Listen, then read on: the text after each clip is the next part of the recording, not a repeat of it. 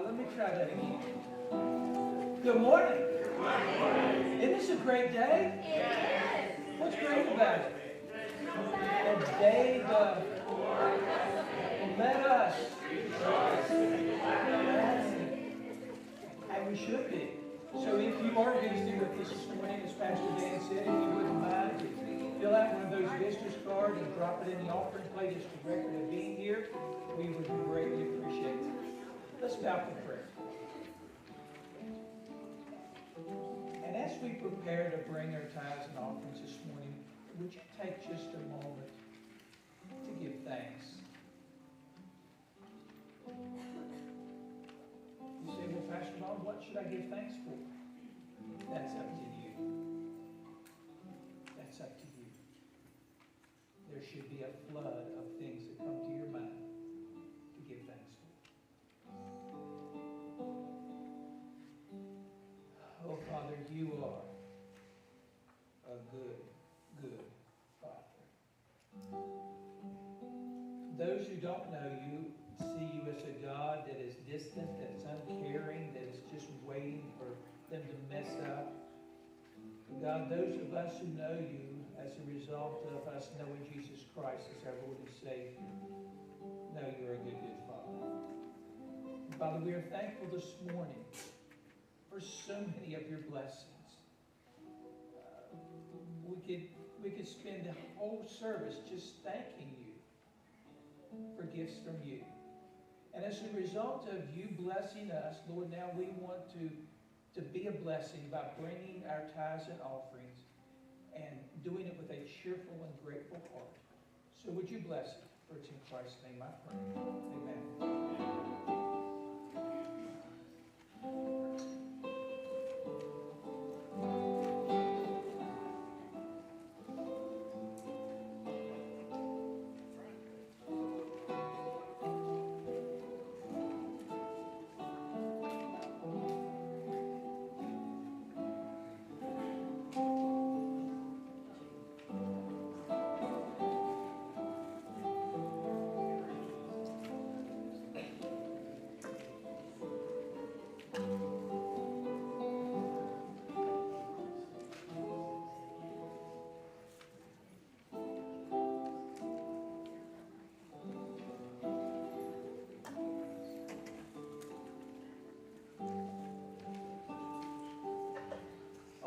This morning we're going to focus on the place of blessing.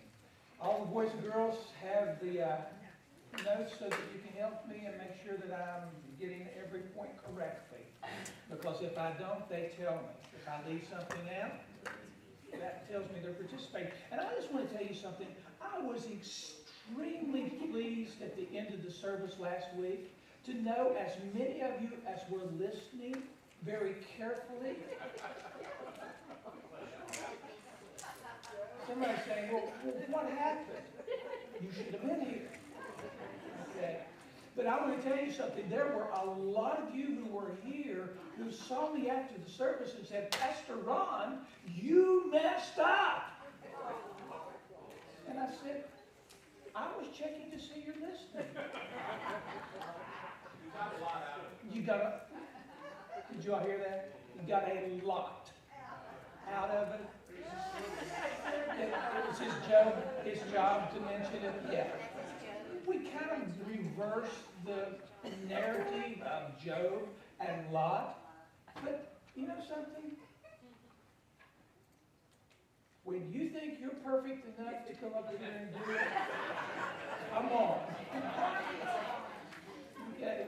So we have that philosophy. Blessed are, for they shall not be bent out of shape. Okay. So, I wasn't bent out of shape. I hope you weren't last week. If you were bent out of shape last week, you ain't seen nothing yet. All right. So, living in the place of blessing. We're talking about the generosity of God. The very, very nature of God is He is a generous God. For God so loved that He gave. That is a characteristic. So, we talked about blessing. What does it mean to be blessed? To be blessed means that we are on the receiving end of the tangible and intangible favor of God. That's what to be blessed is. To be on the receiving end of the tangible and the intangible favor of God. The intangibles are peace, joy, happiness. That's not based on outward circumstances, but understanding the blessing of God. Some people have been blessed by the blesser. Now, some of you that weren't here last week are saying, I've never heard that word blesser. I'm not even sure that it is a real word. It's not, but we understand what it means, right? So we have been blessed by the blesser. To be a blessing, and we get to bless, okay? Now, some people have been blessed by the blesser, but they're living over here in this land. And what is this land? The land of En. And some of you said, I never heard of the land of En. Well, the land of En is for people who are into owning and possessing and homing and clothing and bling bling. And this is where they live. Okay? And they're not living in the sweet spot of God's blessing. God wants to put His bless on our En. But if you're living over here in the land of En, you're missing out on the sweet blessing of God. Now, in order for us to understand this, we have to understand the difference between ownership and management. Ownership and management. God, with Adam and Eve, did God give them the garden to possess? No. They gave them the garden to be managers. Can we all agree? Now, we're not going to, let's put it to it. Everything that we have really belongs to God. Yeah. The vast majority. Some of you are not there, but that's okay. You'll get there by the end of the message. We're going to have fun with this, okay? So we understand everything that we have belongs to God. I agree with that. Okay. So with that thought in mind, the first point this morning is, don't give it, bring it in faith. Don't give it, bring it in faith. And the boys and girls are taking notes, okay? Don't bring it, or don't give it, bring it in faith. Exodus chapter 13, verse 2. Consecrate, set apart to me every firstborn male, the first offspring of every womb among the Israelites belongs to me, whether man or animal. So, consecrate means to set apart for holy usage. Set apart for God. In the Old Testament, the firstborn child, that was major. That was a major thing. They were set apart for holy usage. All the firstborn animals was set apart for God. Point number 2. Don't give it, bring it to the proper place. Don't give it, bring it to the proper place. You say, well, Pastor Ron, this is all just semantics. No. You'll see as we unfold this place of blessing, it's more than semantics about this matter of giving and bringing. Exodus 23:19. First word. First word. Bring the best of the first fruits of your soul to the house of the Lord your God. We're to bring, not give. Can we say it together? We are to bring. We're to bring it. Remember Cain and Abel? Abel gave the firstborn of his animal, sanctified it to God. Now his brother, Abel, Genesis 4:3. In the course of time, Cain brought what? Some. Did you get that? In the course of time, Cain brought some of the fruits of his soil as an offering to the Lord. He brought some of the fruit. Not the first fruit, but some of the fruit. Now, we don't know, but based on what we find about Cain, Cain may have brought the fruit that had started spoiling or something like that. We don't know that for sure. That's speculation. What did Cain do? He waited. In the course of time.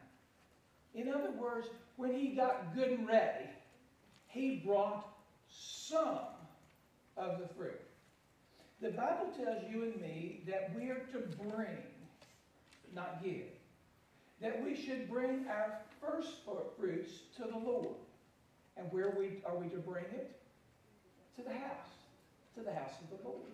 Now, you see, the huge difference here between giving and bringing.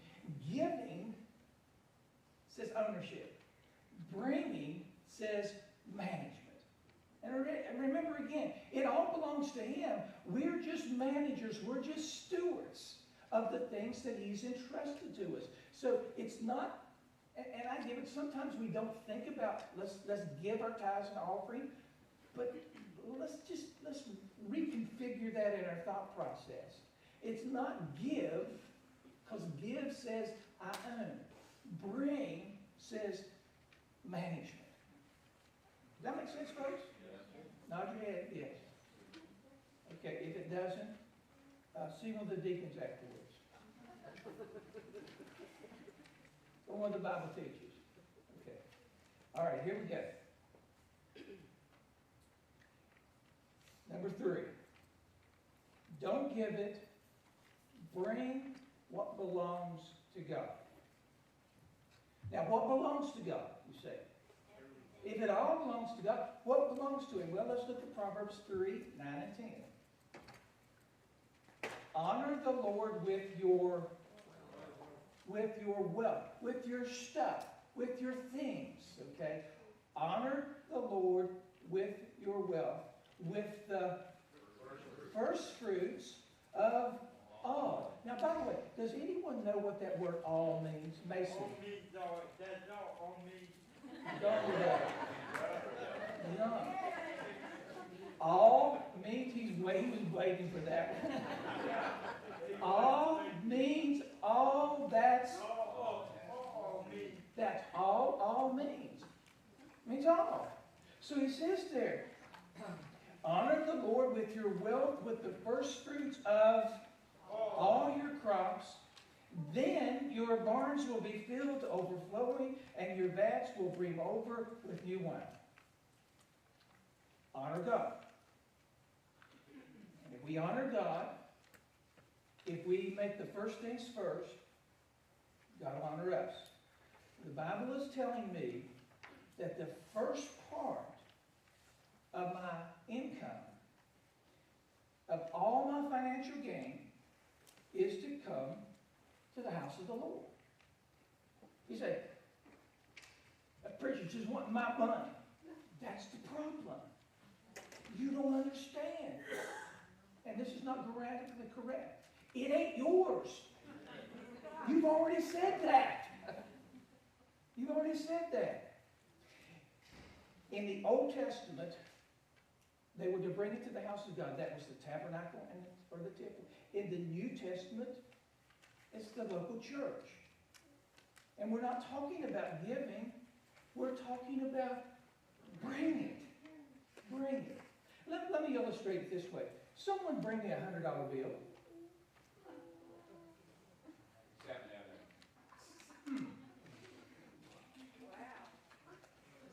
It's real, yeah. It's got the mark there. It's got the mark there.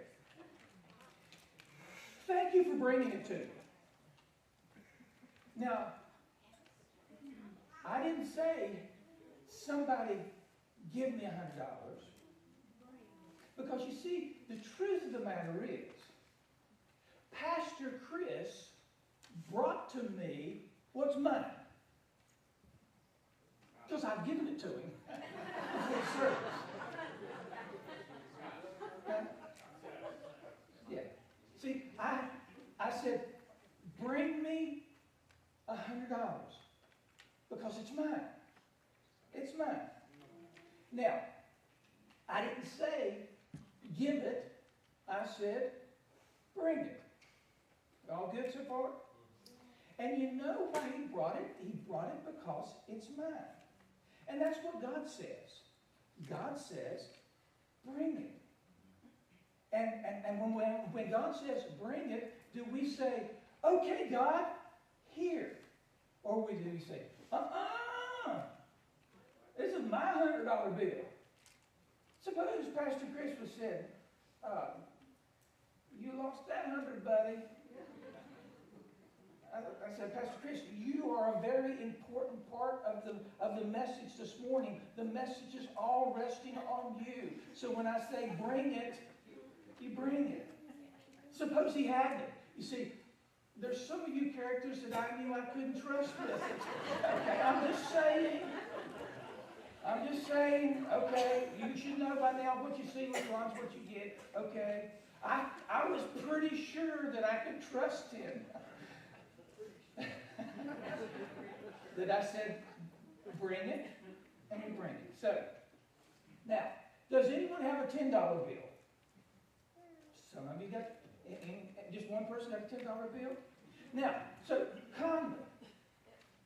Suppose I said calmly, here's 100, give me 10. Would you do that all day? I mean, I'm just saying. I would do that all day. Here's 100, now give me 10. We all agree? That's in the money. That's in the money. Here's 100, bring me 10. You know where this is going, don't you? God says, I want to bless you. I want to bless you.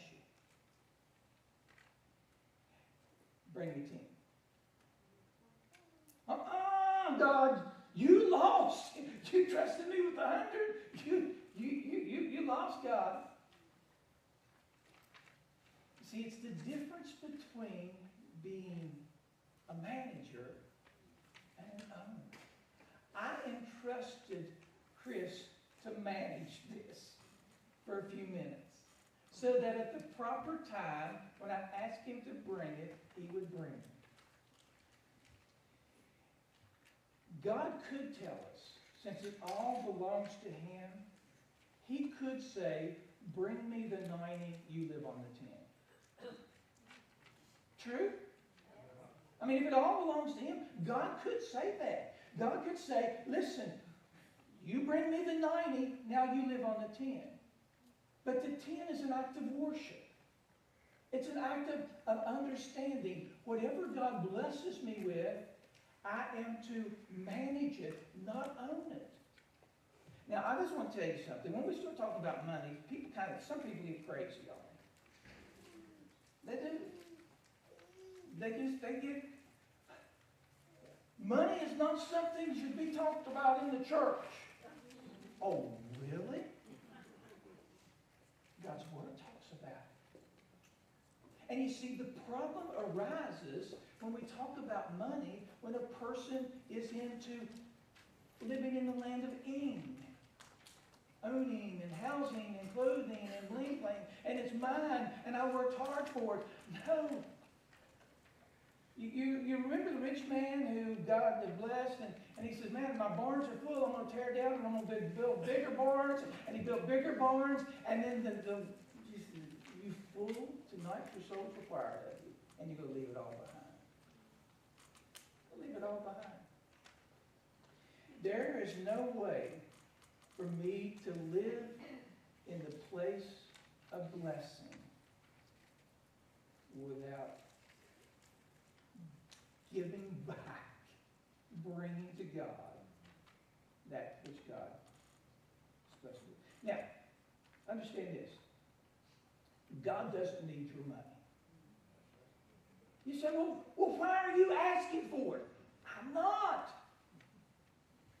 God needs your heart. God wants your heart. He wants you to understand you're not an owner. You're a manager.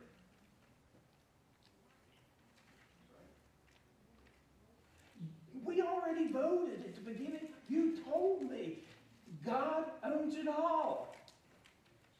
He said, Pastor, you set me up. No! No, I didn't set you up. He knows that when we bring the first fruits of everything to the local church, to the place of worship, what's going to happen? We're going to be in the sweet spot of His blessing.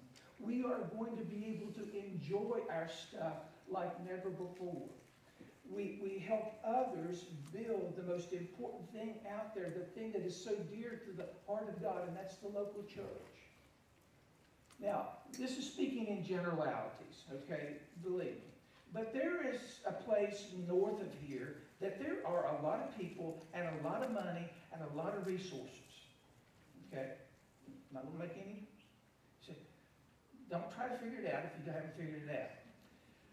And I want to tell you something. As I drive through that place that has so much stuff, what I see is a lot of people living in the land of Eden. Their golf carts are pimped out. Because they're living in the land of Eden. And you would think with everything that they would have, that would be the happiest place in the world. It's not. And no one is. No one is. When they're into owning. Because they're not living in the sweet spot of God's blessing. So if you're living in the land of Eden, and you're withholding what's God's, if you're not bringing your stuff to the storehouse, you can't enjoy your stuff. Because your stuff has you. You don't have it. It has you. First things first has power. When I bring the first fruits of my income to the church, what's God going to do? He's going to supernaturally bless the 90%. It's a biblical principle. So here's the question. Do you want to live with 90% of your income, of your stuff, supernaturally blessed by God, or 100% of your stuff that is cursed? Blessing or curse? Blessing or curse? What's that? Oh, I want to be blessed. Okay, let's look at the word. Matthew chapter 3. Excuse me, Malachi chapter 3, verses 8 and 9.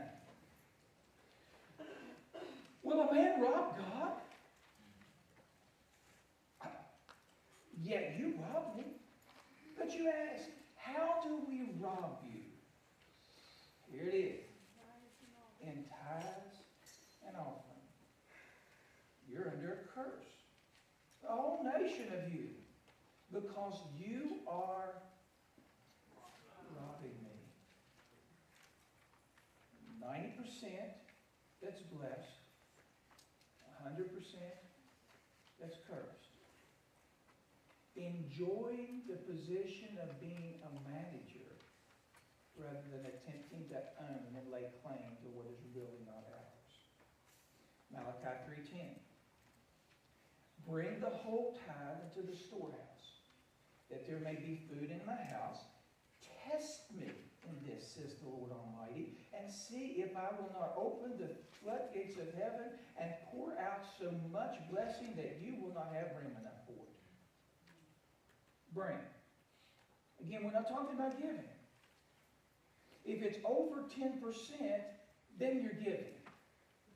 Then you're giving. You're giving an offering. But here, bring it to the local church. the heartbeat of God, the church. You know, I keep driving through this community. Rita and I took a trip yesterday, just drove through the community. There are only two churches in Montverde proper. Am I correct? The Methodist Church and this church. Folks, do you realize what an opportunity God has given us to reach this community? You said, but there's just a few of us. I want to tell you something. Little becomes much when God is in it. And unequivocally, we're laying before you a huge vision of not small-minded, but kingdom-minded outside of this church. Because if we don't, God will bring someone else in to do it. But we get to do it. And how we will get to do it is it's going to come with a cost. It's going to come with a cost. Could God just drop it out of heaven? He could. But He's chosen to use God's people who are into management and not ownership so that He can bless them. That's what we get to do, folks. And if you've got a problem with this, I'm just going to tell you something. I'm just going to go ahead and say, if you've got a problem with this, you've got a heart problem. There's a heart problem. Now, I haven't been here so long that you can't say, Pastor, thank you. Your time here is over. See you later. Truth sets us free. Truth sets us free. What happens if we don't bring the tithe? All of a sudden, we move from being a manager to being an owner. And we think that our stuff is our stuff. It's very easy to tell if Jesus is number one in someone's life. You say, really? Yep. Very easy to tell if someone is number one, if Jesus is number one in their life. Look at their checkbook. Oh, you say, oh, now the pastor's going to want to see our checkbook. I don't care about your checkbook. I'm telling you, if you want to know if somebody loves Jesus, look at their checkbook. If you want to know how much I love Jesus, look at the checkbook. I don't have, she'd have to show it to you because I don't have a clue. 41 years, she takes care of it. If we're not being blessed, it's because she's not giving her tithes. So I'm pretty good on this. Okay. I'm just saying. So you can laugh about it? Yeah. You what? Oh, not at your expense. I'm trusting you. 41 years, I'm trusting. I didn't get permission to use that illustration, and I should have. Okay. But we're blessed. I want to tell you, we're blessed. So she must be doing a pretty good job with it. Yeah. We can't outgive God. God wants to bless your life and my life. And Malachi 3:10 says, "Bring the whole tithe to the storehouse, that there may be food in my house." Does God want to bless this local church? Does God want to bless this local church? Yes. God will bless this local church as this local church made up of individuals bring their stuff to God. And He says, I'm going to bless you for it. And by blessing you, He'll bless the church. God has blessed a lot of us in a lot of ways. And the sole purpose of God blessing us is so we can bless the local church, so we can participate in the building of God's kingdom. in that passage in Malachi, God says, test me in this. This is absolutely the only place in Scripture where God says, test me. And that should get our attention right there. God says, test me. Put me to the test and see if I don't do exactly what I say I will do. So when you stop assuming the role of ownership and develop the attitude of management, see what God will do individually and as a church. He says, I will throw open the floodgates of heaven and pour out so much blessing on you that you won't have room enough for it. When God commanded Moses to build the tabernacle, and Moses took that to the people, and he said, now this is what we need. If you read in the book of Exodus, the people started bringing their stuff, gold, silver, tapestry, and Moses said something that every pastor would love to say.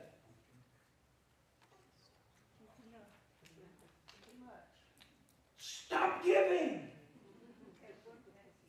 We've got more than enough to build this fabulous, portable tabernacle. I have dreamed of being able to say, folks, stop giving. Well, that will never happen because I would be saying, stop receiving the blessing of God. But think about it. They were out in the wilderness, out in the middle of nowhere, and Moses, they had a storehouse of stuff. Moses says, enough is enough. Enough is enough. God says, test me. See if I won't throw open the windows of heaven. You say, what way to live? I just want to tell you, not living in the place of blessing is really boring.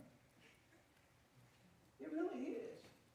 Because the land of Eden, it's not what it's cracked up to be. It promises but never fills.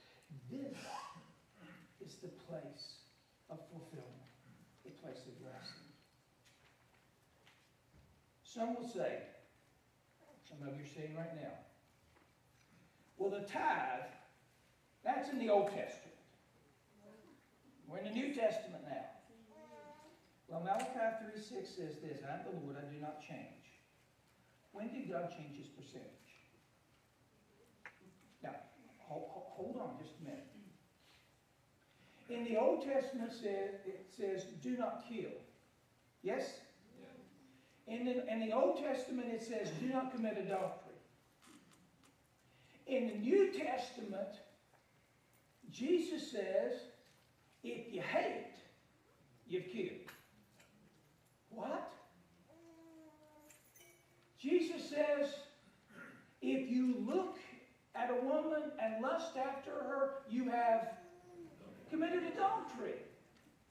You see, the New Testament bumps it up because Jesus wants us to understand how much we need grace. That's the purpose of it. We need grace. New Testament, click, the bar raises. Matthew 6:21. Where your treasure is, there your heart will be also.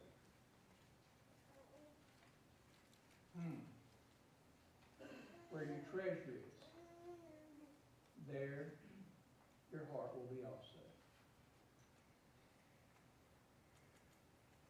Just as we were preparing to take the offering, I ask you to take just a few minutes to stop and give thanks. Just want you to think about this. Were there things that come to your heart and mind to give thanks for? Just before we were asked to bring our tithes and offering to the Lord. You see, what goes on here says so much about the heart. Where your treasure is, there your heart will be also. If we're living in the land of Eden, housing and owning and clothing and bling bling, that's where our treasure is. That's where our heart is. But if we're living in the place of blessing,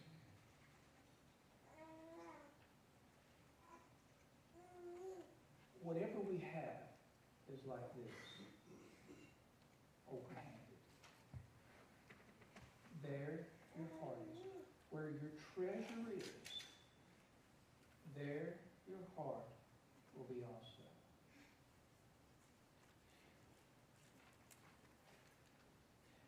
Have you ever,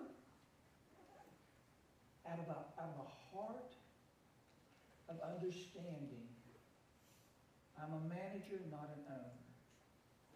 God, bless me more so I can bring more. God, pour out your blessing so I can bring more. There is nothing boring or ordinary about that. That's extraordinary living.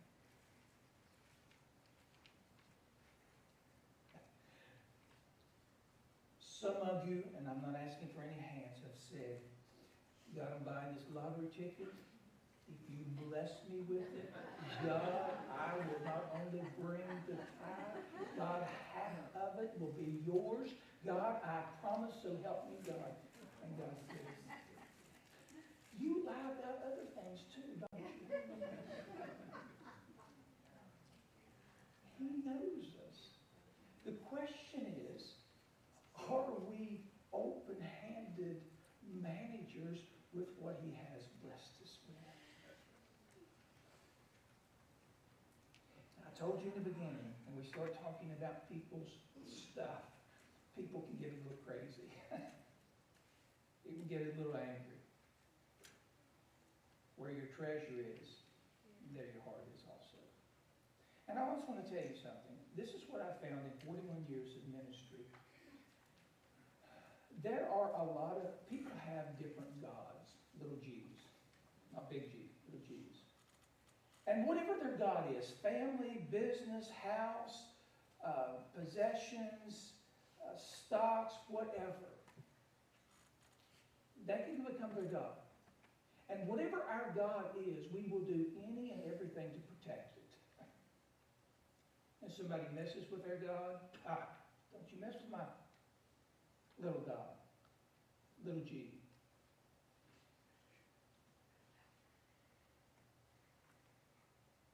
And when they hear things like this, they get upset because they've been told where their heart is. I mean, you can get upset with me. I hope you don't, but if you do, it's not me you're upset with. It's God. It's God. So as we close this morning, here's the question. Do you have an account in heaven? Do you have an account in heaven? Mark 8:36. What good is it for a man to gain the whole world and yet forfeit his soul? Amen. What good is it to have all kinds of stuff and depending on the stuff to see you through this life, but not preparing for eternity? We live in a nation that has been hugely blessed. We care for pastors on a weekly basis. We probably get at least 2 or 3 requests and emails from pastors in third world countries that, think that everything in America, you just ask and they'll give it to you. tell you, folks, we have been blessed. Every single one of us here this morning have been blessed.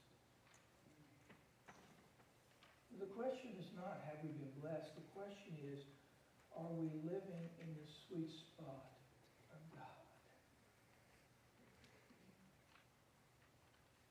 Have we released the ownership and living in the blessing of management?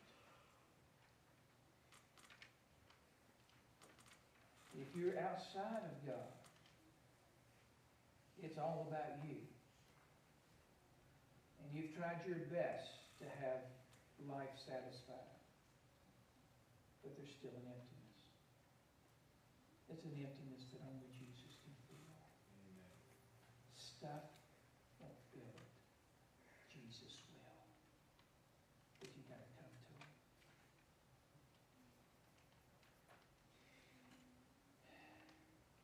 Jesus said that it's harder for a rich man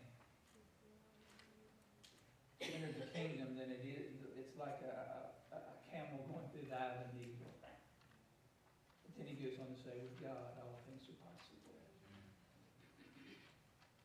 And if you don't know it today, you can know it. Let's pray.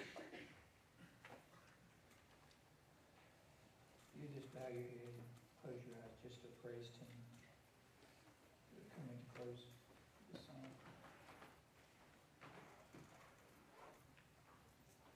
Where's your treasure? Where's your treasure? Where your treasure is, there your heart will be also.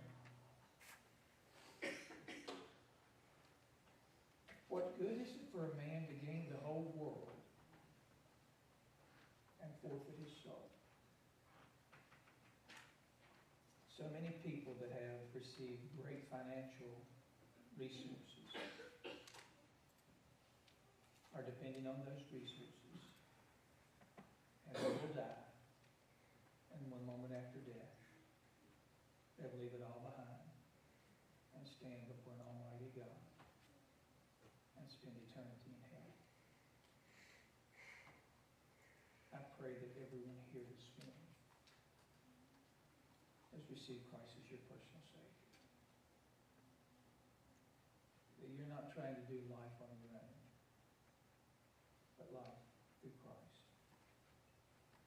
You may have been in church a whole lot, but if you've never received that gift, today you can be radically changed from the inside out. And for those of us who have received Christ, where are you living? Are you living outside the place of blessing in the land of Eden? Or you are understanding, or you want to understand the power of not being an owner, but a manager? That you're receiving, or maybe you haven't, but maybe God's Spirit is speaking and say, you know, I blessed you. But in your heart, you're kind of laying ownership to what I've blessed you with. It's time to be a manager. It's time to turn loose of what I've blessed you with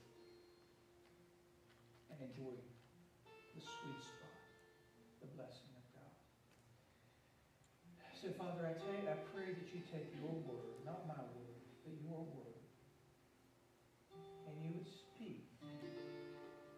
Oh God, I passionately pray that if there's someone here today that has never made that radical decision of receiving Christ, they may have been living a good life. They may even be into giving. But Father, if they have never received that wonderful gift of salvation, I pray that this will be the day that the walls of resistance will fall and they'll make that life-changing decision.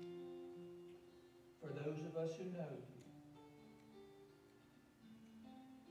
as as you bless us, may we out of a heart of love bring back to you